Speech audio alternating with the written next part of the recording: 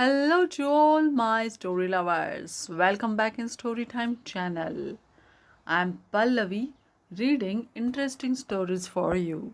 Today's story name is On Human Foibles, written by the great Sudha Murty. And this story taken from the book Wise and Otherwise. Now let's go to the stories. Many years ago, I was working as a chief system analyst. The job involved a lot of traveling for project work, sometimes to a small village, sometimes to a neighboring city. Often, work compelled me to travel on holidays as well. One particular Friday, I was looking forward to the weekend.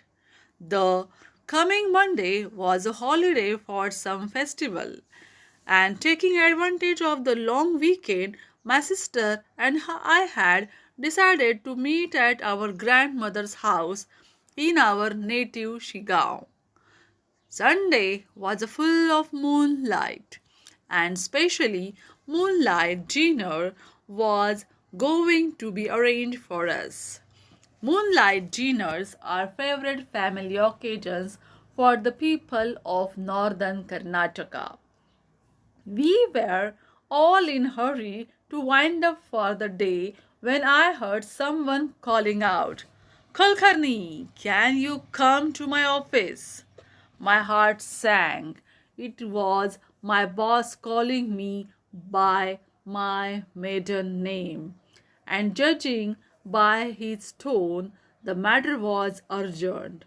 Even though I was on my way out of the office, I stopped to inquire what he wanted. Sorry for disturbing you, but your service is required urgently, he said, handing over a letter for me to read. It said that I had to visit a project site within the next 2 days. No problem at all, sir. I shall attend to it, I said. I was used to working throughout the week, so cancelling my travel plans didn't bother me. My work gave me more happiness than any celebration or outing. The next morning, I left for the small town where the project was based. By the time I reached the town, it was already noon. But I looked as though the day had just begun there. The shops were just opening and folks were setting out to work. As I was walking from the bus stand, a young lad hurried towards me and said, Sorry, I'm late, ma'am. I was supposed to receive you at the bus stop. He was our client's representative and had come to take me to their office. We reached the office after a few minutes' walk. It was a small office, though by no means modern. It was neatly furnished with some old but reconditioned furniture. Everything in its right place. They were all waiting for me, and I felt comfortable as I sat down. The cool buttermilk they offered me was the most refreshing. Before beginning my work, I was introduced to neatly dressed young man who was supposed to coordinate with me. He was quite well mannered and seemed very confident and bright.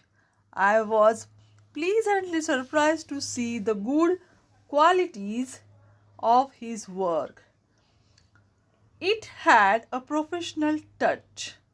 I was told that he was the most well read man in that town. He had documented his work very well and efficiently. Because of this, our job was completed sooner than expected. I did not forget to compliment him when I was about to leave. He went pink at my appreciation and insisted that I join him for tea at his residence nearby. His house was also well kept, By the tea time, his conversation had taken on a personal note. He talked about his parents, his job. He introduced his wife and 2-year-old son. He spoke with admiration about his wife's cooking and her beautiful voice, her achievements during her school days.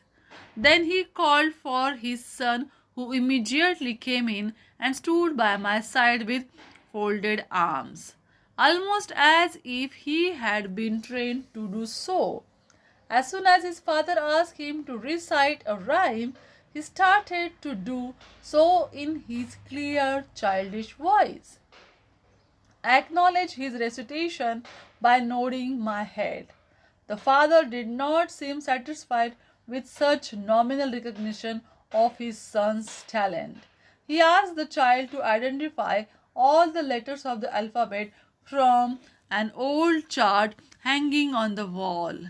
These are the things that children usually hate to do, yet parents continue to force them. Poor kids.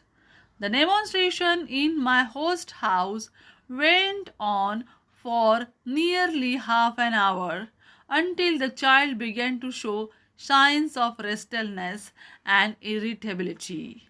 The mother wisely took him away to the kitchen, hopefully to reward him with a chocolate or a biscuit. I realized that the father was expecting to hear some compliment from me about his son. Your child is very bright for his age, I said. Naturally, I have trained him like that from infancy, he said with pride. It sounded like he had been training his 2-year-old child from the day of his birth. So you feel that it is only by training that a child can become a bright like this? I asked. No, no, heredity and genes also play an important role. My son has taken after me. His face shone with pride as I was curious to hear more. After all, I had an hour to spare before my bus departed. You must have been good student in your college days, I probed. Yes, I was always first ranker in my school and college days, he replied, clearly appreciative of himself. Where did you graduate from? I graduated from BVB Engineering College, Hubli. I became alert. I knew Hubli. It was my college. Which year? I asked. In 1972 with the first rank. Did you secure the gold medal also? I persisted. Yes, I did obtain the gold medal for that year, he said, glowing with self-satisfaction. By this time I was able to size him up quite clearly, and what I saw saddened me. May I see your gold medal? I inquired. Suddenly, the mood in the room changed. Why? Don't you believe me? His voice was uncertain. No, I just want to see the gold medal you secured in 1972. I repeated. It was very precious to me, and so I have kept it in the bank locker, he said. I did not give up. Which bank? Why should I give you such details? He demanded, annoyed with my persistence.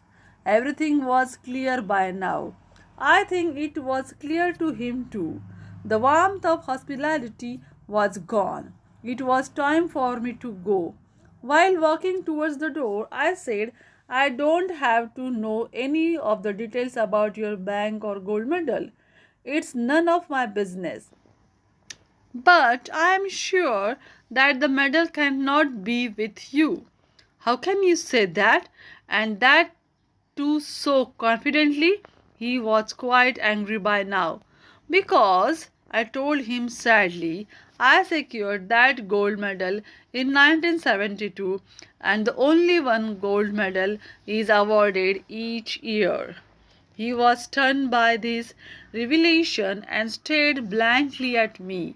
I looked at him and asked gently, You are bright. You are good in your job. Why do you have to lie? What do you gain from it?